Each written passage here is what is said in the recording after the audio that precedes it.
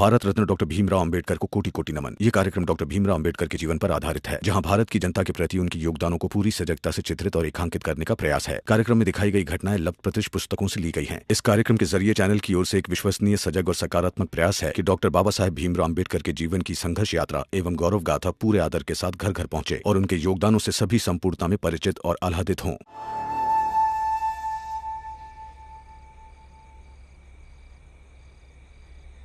वैसे आप लोगों की जात क्या है?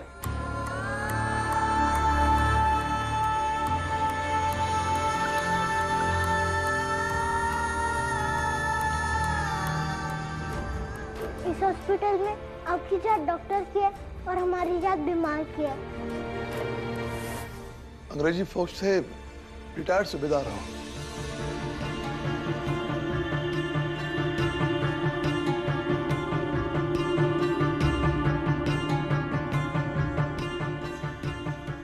फिलहाल मैंने एक इंजेक्शन दे दिया है, दूसरा करीबन 6 घंटे बाद दूंगा। तब तक आप लोग बाहर जाइए। बाहर मेरा कंपाउंडर होगा, वो आप पर दवा का छिड़काव करेगा। आपने मरीज को छुआ है तो आप पर भी इस बीमारी का असर हो सकता है। बाकी इनके बारे में मैं सुबह तक बता पाऊंगा।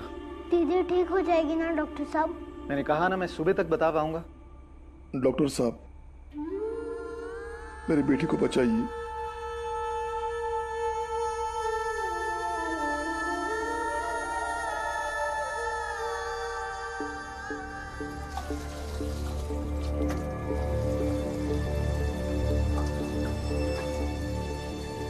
मैंने दवा छिड़क दिया है, कीटाणु मर गए होंगे। अब खतरे की कोई बात नहीं है। तुम लोग बाहर निकल के बैठो।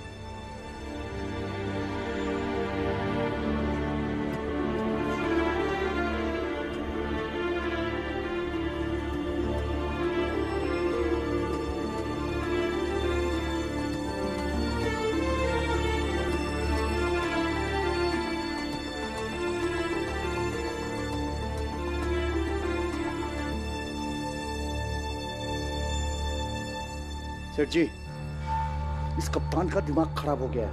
अरे कुछ भी फालतू की बातें कर रहा था।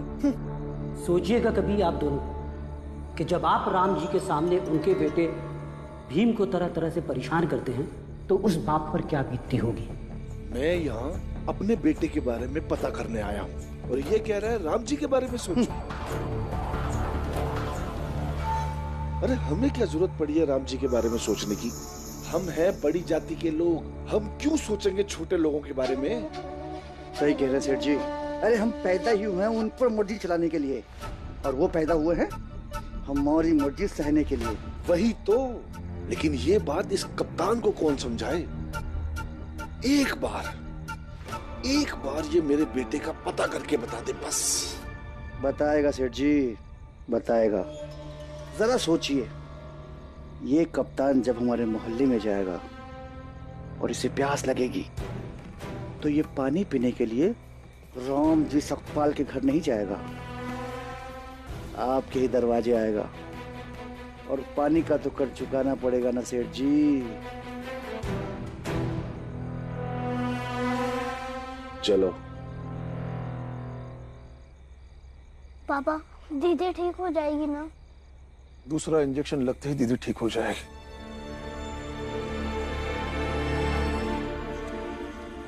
चलो चलो चलो जल्दी। डॉक्टर साहब देखिए ना, मेरे बेटे की हालत बहुत खराब है। आप देखिए, जल्दी देखिए। अरे अंदर जाइए, चलो चलो चलो चलो ले चलो। उन्हें भी प्लेग हुआ है क्या बाबा? हाँ बेटा, शायद। नहीं तो इतनी रात में और कौन आएगा?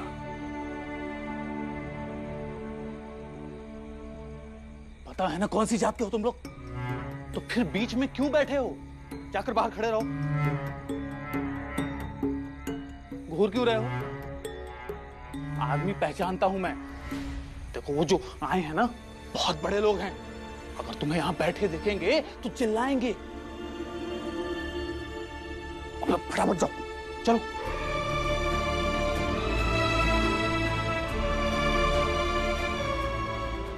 चल बेटा।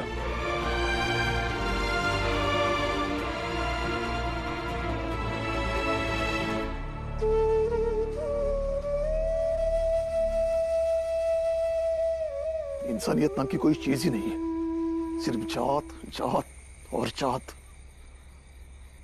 जात पूछते रहते हैं।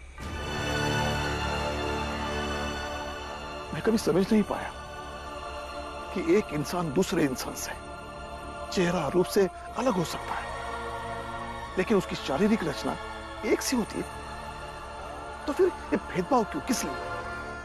जाने दो ना बाबा, अभी बस दीदी की चिंता करो, दीदी ठीक हो जाएगी ना।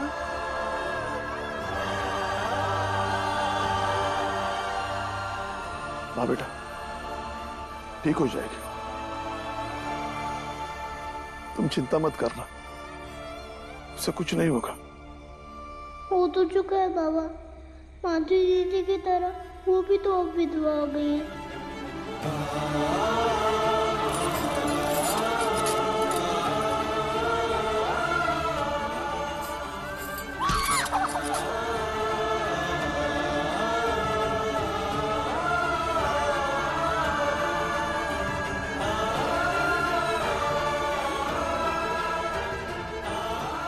सादा उबला हुआ खाना खाना पड़ेगा जिसे ये खुद से बनाएगी।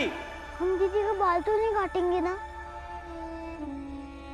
और नहीं वो खुद से पानी लाने जाएगी, और नहीं वो अलग खाना बनाएगी, हमारे साथ खाएगी, और हम अचार भी देंगे उन्हें खाने के लिए। बोलो ना, हम दीदी को खुद से अलग तो नहीं करेंगे ना? नहीं बेटा, कभी नहीं करेंगे, कभी नहीं करेंगे।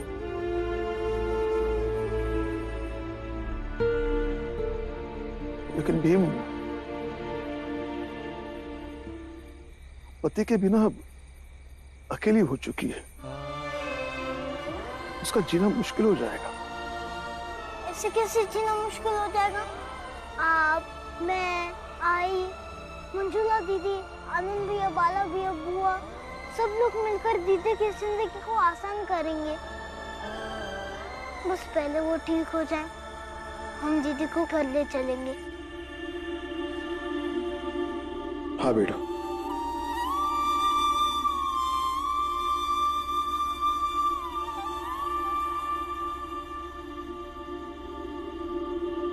डॉक्टर साहब, मेरी बेटी कैसी है?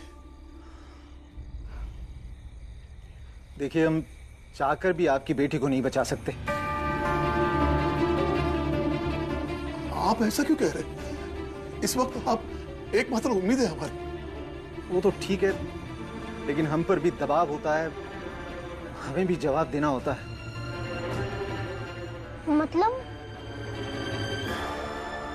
मतलब ये कि हमारे पास प्लेग का सिर्फ एक इंजेक्शन बचा है। हाँ तो? जो हम सिर्फ एक मरीज को दे सकते हैं। पहले इंजेक्शन के 6 घंटे बाद मैं यही इंजेक्शन आपकी बेटी को देने वाला था। अब पंडित जी का बेटा आ गया, अब उनके होते हुए इंजेक्शन मैं आपकी बेटी को कैसे दे सकता हूँ? ये आप कैसी बातें कर रहे हैं? हम पहले आए, इसलिए इस इंजेक्शन में पहला हक मेरी दीदी का है। छोटी जातियां हक की बात नहीं करती, दया मांगती हैं बड़ी जातियों से। फिलहाल दया तो आपको मांगनी चाहिए, क्योंकि हम पहले आए हैं, इसलिए इस इंजेक्शन पे पहला हक मेरी दीदी का है। और अगर ये इंजेक्शन मेरी बहन को नहीं लगा तो मैं यहाँ भूख हड़ताल करूंगा। और फिर डॉक्टर साहब, आप भी जवाब देना अंग्रेजी हुकूमत को। डॉक्टर, तुम क्या इनकी बातें सुन रहे हो? मेरे बेटे को बचाना बहुत जरूरी है। लेकिन वो ठीक कह रहे हैं, वो आपसे पहले आए हैं। डॉक्टर, तुम किसी और का इलाज करने के लिए जीवित नहीं बचोगे, जांच से बाहर करा देंगे हम तुम्हें। देखिए, लेकिन इनकी बेटी की भी जान जा सकती है। अरे वो कल मरती है, आज मर जाए, हमें उससे क्या? ये इंजेक्शन मेरे बेटे को ही लगना चाहिए। नहीं, मेरी दीदी को लगेगा। ये इंजेक्शन मेरे बेटे को लगेगा। नहीं। डॉक्टर साहब, और इंजेक्शन नहीं आएंगे क्या? आज रात को आ जाना चाहिए था, पर पता नहीं क्यों। मेरी बेटी को दूसरा इंजेक्शन कब तक लग सकता है? एक दो घंटे और खींच सकते हैं, पर उसके बाद मैं... अरे तुम क्या बकवास कर रहे हो डॉक्टर? चल के मेरे बेटे को इंजेक्शन दो, वरना अंजाम बहुत बुरा होगा।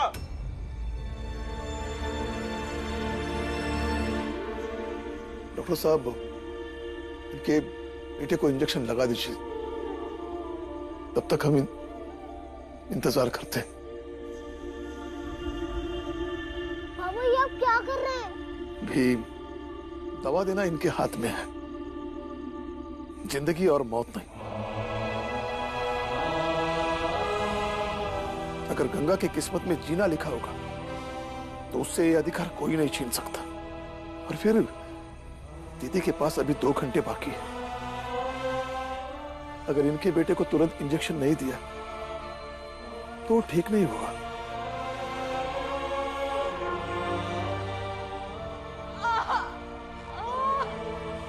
चाहिए पंडित जी, हम छोटे सही लेकिन जिंदगी की अहमियत को समझते हैं। शुक्रिया राम जी, बस दवा की गाड़ी आ जाए तो आपकी बेटी... चलिए डॉक्टर साहब।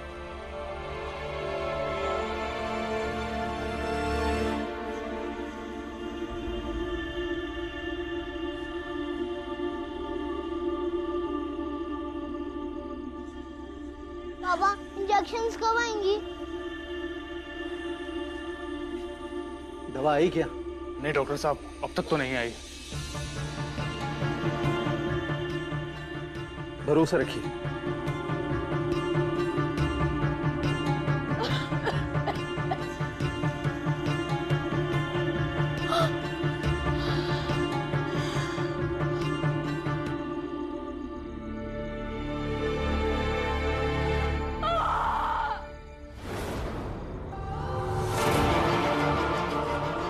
डॉक्टर, क्या हुआ?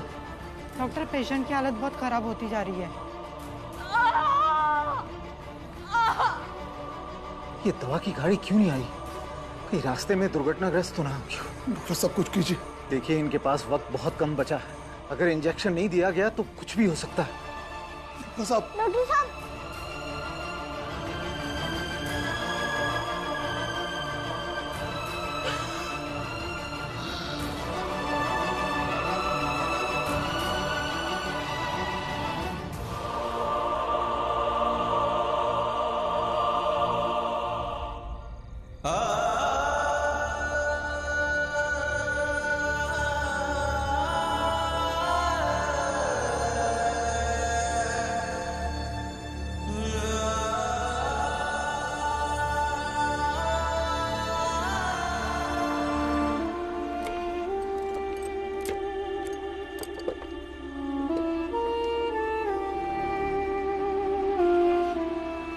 डॉक्टर साहब, डॉक्टर साहब, डॉक्टर इंजेक्शन आ गया।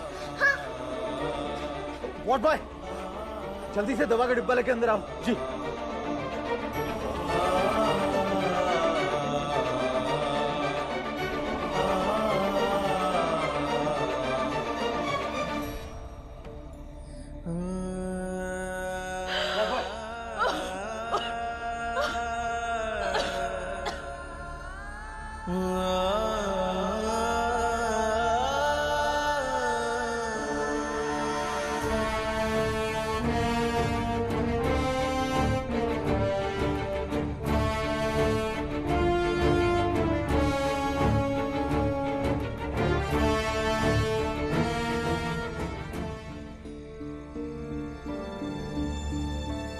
अब घबराने की कोई बात नहीं, 2-3 रोज में वो ठीक हो जाएगी। धन्यवाद डॉक्टर।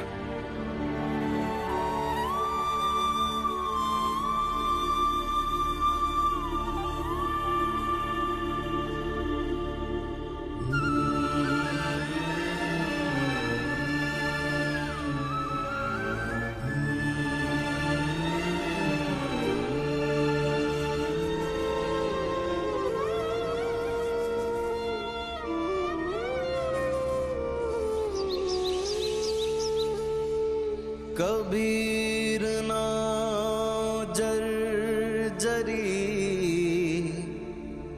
कूड़े के बनहार हल्के हल गए बूढ़े तिनी सरभा, बूढ़े तिनी सरभा।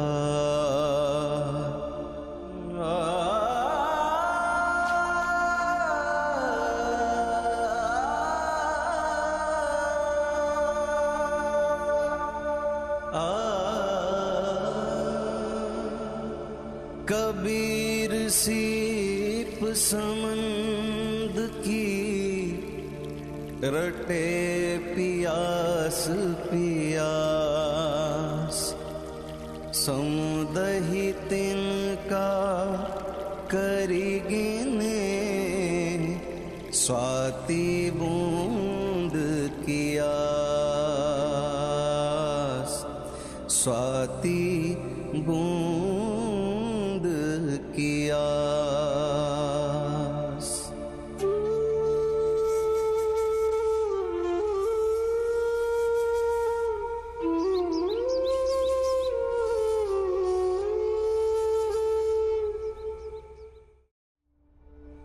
डॉक्टर साहब बहुत बहुत धन्यवाद।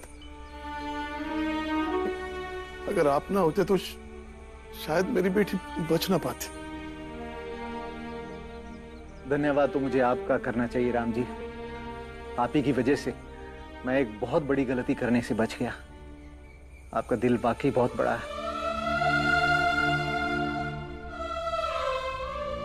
जाइए अपनी बेटी से मिल लीजिए।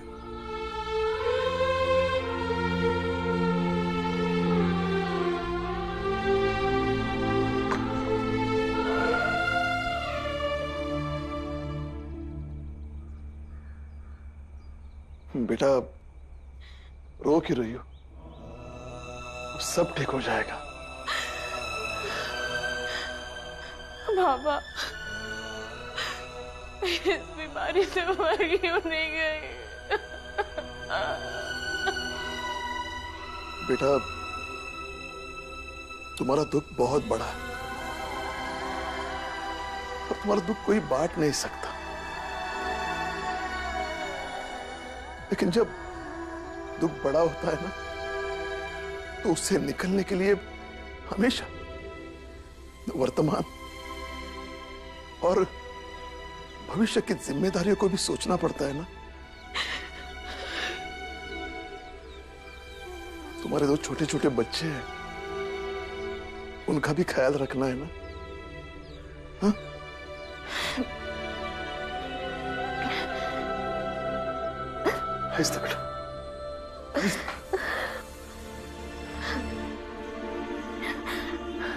बाबा उनको तो पहले ही हमने बुआ जी के घर भेज दिया ताकि इन बीमारी का असर उन पे ना हो पाए, लेकिन जब बच्चों को पता चलेगा कि उनके बाबा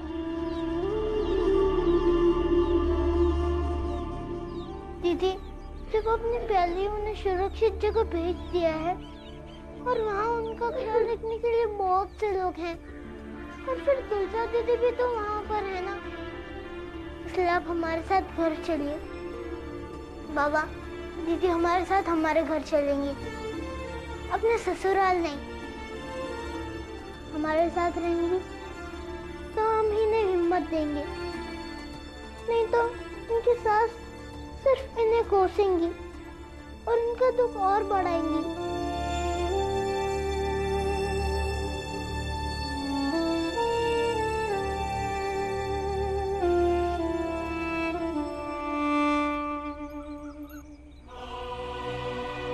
सब ठीक हो जाएगा बेटा।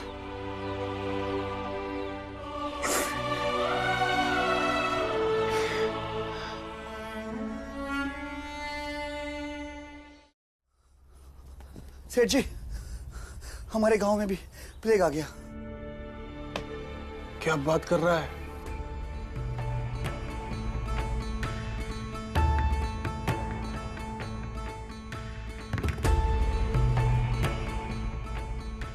इसका मतलब राम जी की जात वाले जो बंबई से आए थे वो लोग लेकर आए हैं इस बीमारी को।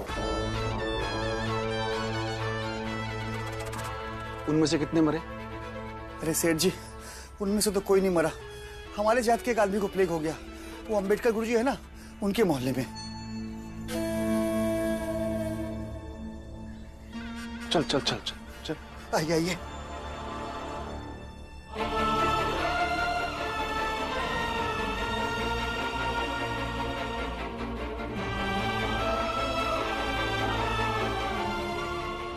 बीमा बाई ये देखेगी तो पता नहीं कैसे बर्दाश्त करेगी। संभालना बहुत मुश्किल होगा।